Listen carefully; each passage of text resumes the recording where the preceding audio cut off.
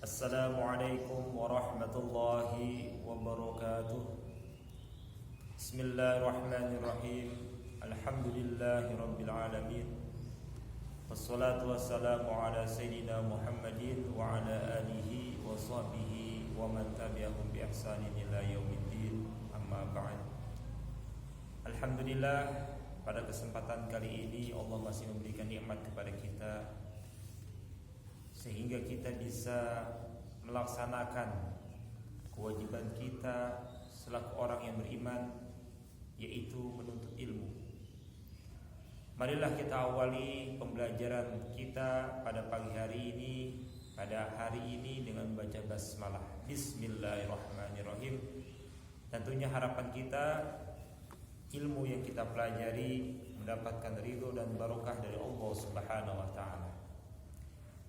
Baiklah, pada pekan yang lalu, pada pembahasan sebelumnya, yaitu mengenai menghormati kedua orang tua.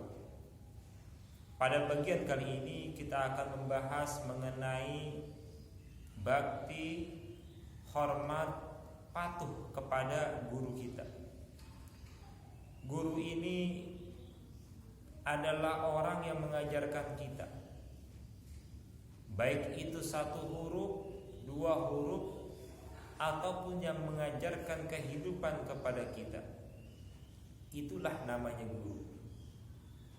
Bahkan di dalam kitab Taisirul Khalaq, bahwasanya seorang murid itu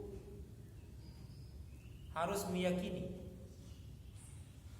ayya'taqida anna fadlahu akbaru min fadli walidayhi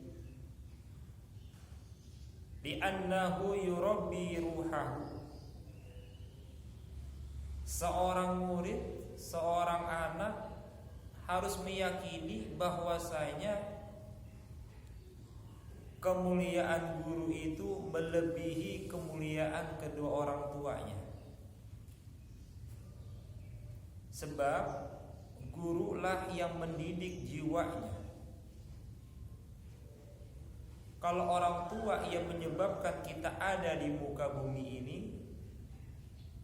tapi gurulah yang membimbing jiwa kita untuk mengenal Tuhan kita, mengenal kebaikan agar kita menjalankannya, dan menginformasikan kepada kita sesuatu yang haram agar kita menjauhinya. Itulah seorang guru. Bahkan Sayyidina Ali bin Abi Thalib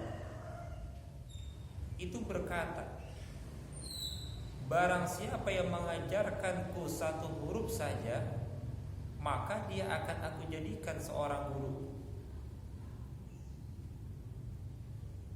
Kita sudah diajarkan berapa banyak oleh guru-guru kita. Maka dari itu kita wajib menghormatinya. Bahkan Sayyidina Ali pun menegaskan lagi, kalau seandainya guru tersebut ingin menjadikanku seorang budak, maka jadikanlah aku seorang budak.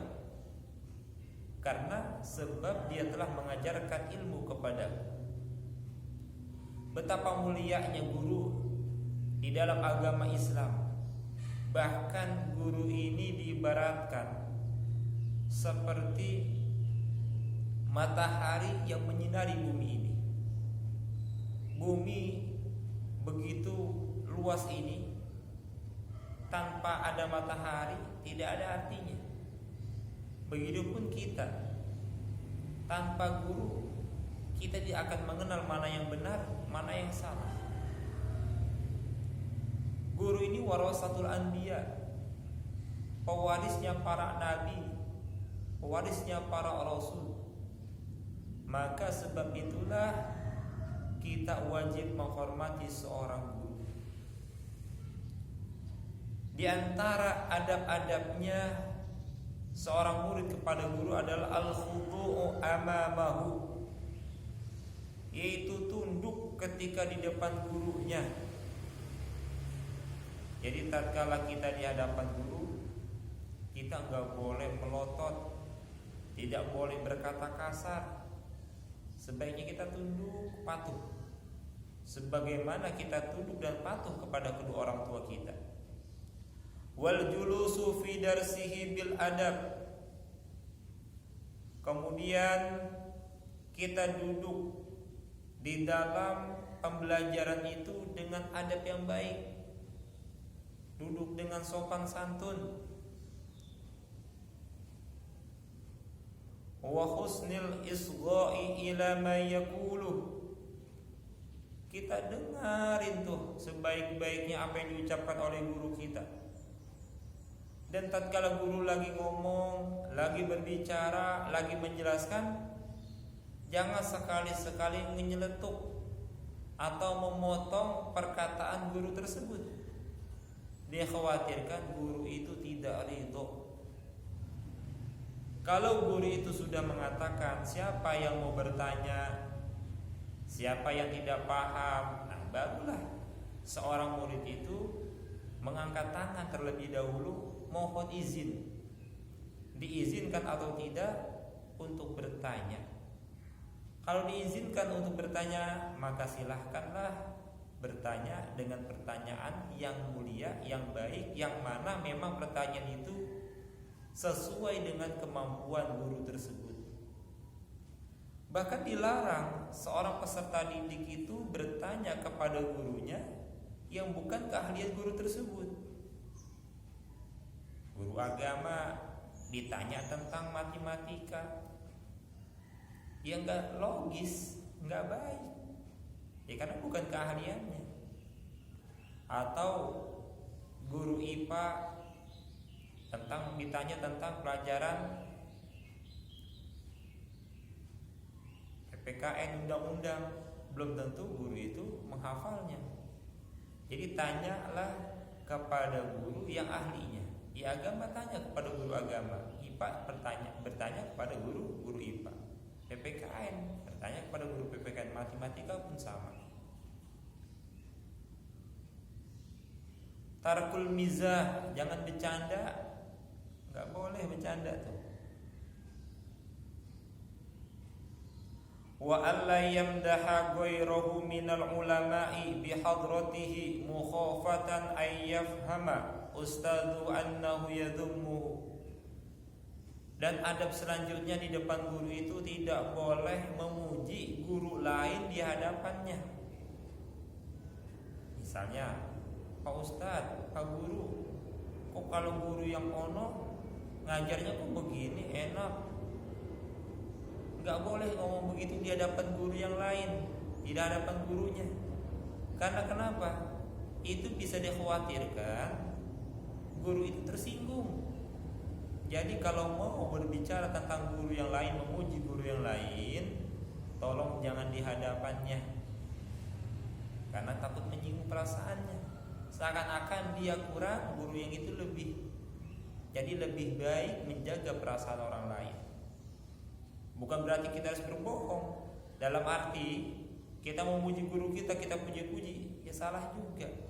Ya sewajarnya sesama murid dengan guru.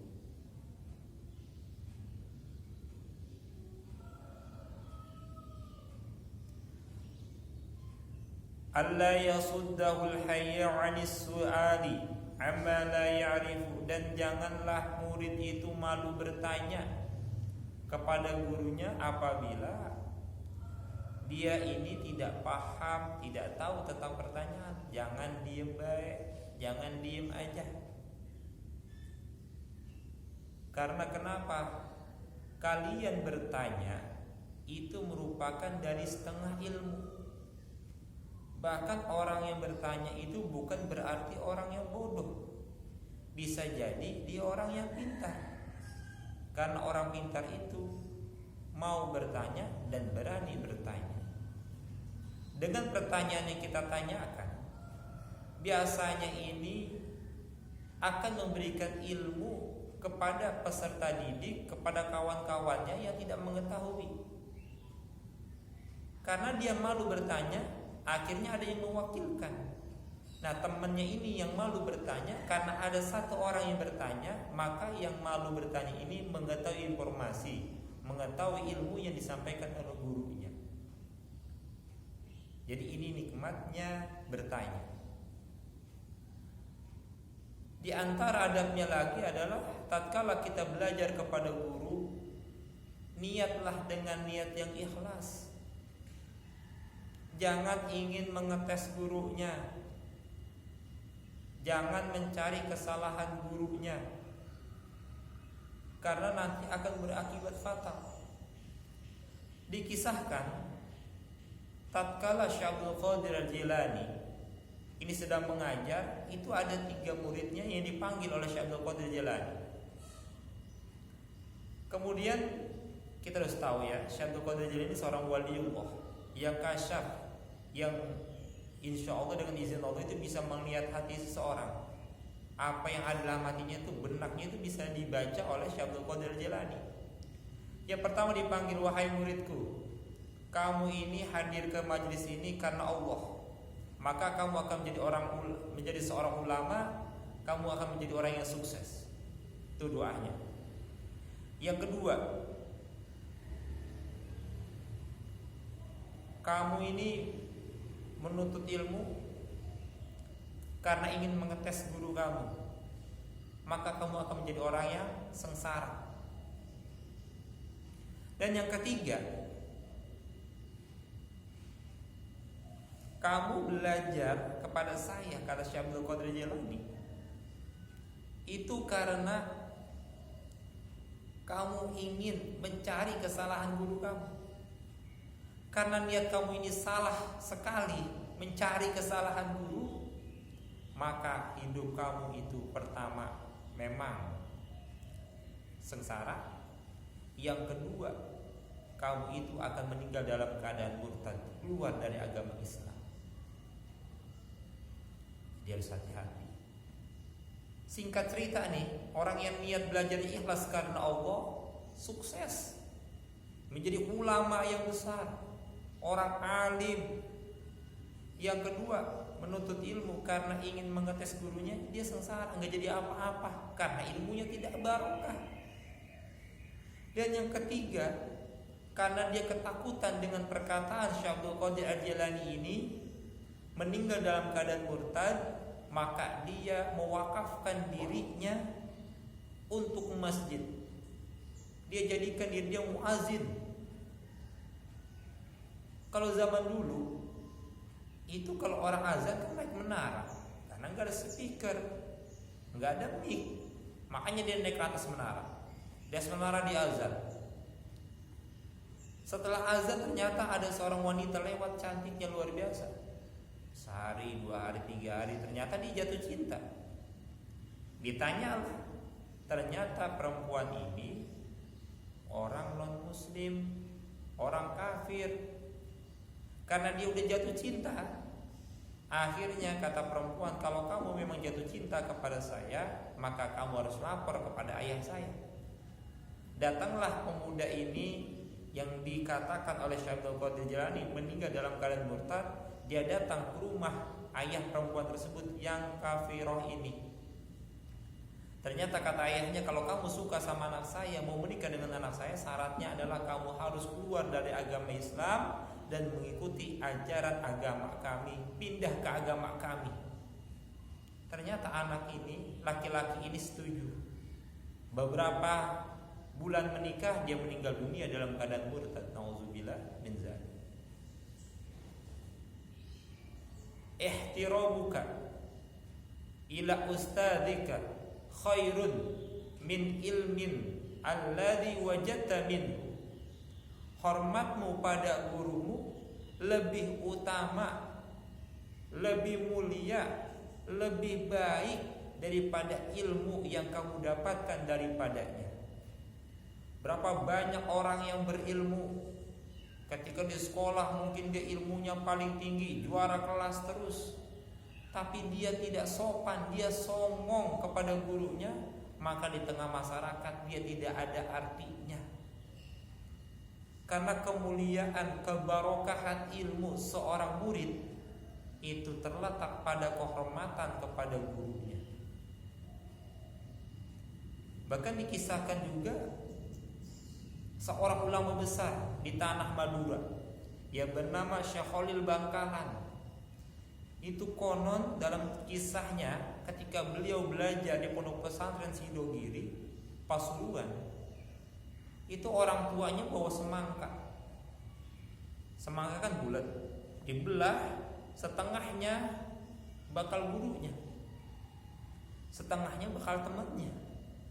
Nah, Syekhuna Khalil Bangkalan makan apanya? Ternyata bekas gurunya yang namanya semangka kan ada. Kalau makan kan gak mungkin sampai kulit-kulitnya. Nah, itu bekas gurunya dicuci, dimakan sama beliau. Alasannya apa? Supaya barokah. Hanya kalau santri-santri zaman dahulu itu gurunya makan dinampan, bekas gurunya itu dimakan. Minuman bekas gurunya diminum. Ini tergantung keyakinan. Kalau semasa pandemi sekarang, ya mungkin ada orang yang suka, ada orang yang tidak. Ya karena khawatir katanya tertular. Wallahu a'lam. Yang pastinya dengan kita menghormati guru, memuliakan guru, maka kehidupan kita akan barokah, ilmu kita bermanfaat, kita akan diberikan kesuksesan oleh Allah Subhanahu wa taala. Karena kita telah menghormati para pewaris Nabi dan Rasulullah sallallahu alaihi wasallam. Alhamdulillah, pembahasan tentang menghormati guru selesai, mudah-mudahan ada manfaatnya. Kita akhiri dengan baca hamdalah. Alhamdulillahirabbil alamin.